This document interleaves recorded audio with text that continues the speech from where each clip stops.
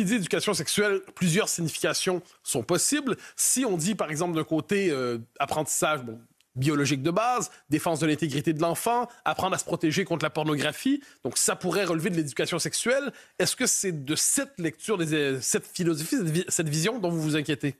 Alors non, si vous voulez, ce qu'il faut savoir d'abord, c'est qu'il y a toute une manipulation sémantique dans cette affaire-là. C'est-à-dire qu'aujourd'hui, on a bien vu que le problème était quand même important, c'est-à-dire qu'on sexualise précocement des enfants. C'est-à-dire? Ça veut dire qu'on considère, dans ce projet d'éducation à la sexualité, que l'enfant naît avec une sexualité. C'est-à-dire qu'il va avoir une sexualité dès qu'il naît, tout simplement parce qu'il a un sexe. Ce qui est aberrant d'un point de vue du développement de l'enfant. C'est-à-dire que c'est pas parce que vous avez un sexe que vous avez une sexualité. De la même manière, c'est parce que vous avez des jambes que l'enfant marche quand il naît. Tout ça relève d'un développement cognitif d'abord, ensuite affectif, et puis psychique qui viendra bien plus tard, c'est-à-dire à partir de la puberté, où là, effectivement, on pourrait parler de fonctionnalité de la sexualité qui demande à être accompagnée. Mais ce dont on parle là, entre des enfants de 3-4 ans, puisque aujourd'hui ils sont en maternelle à cet âge-là, jusqu'à, on va dire, 12-13 ans, c'est-à-dire la 5e, la 4e, ce sont des enfants qui sont prépubères, donc ils n'ont pas de sexualité fonctionnelle et à qui on va parler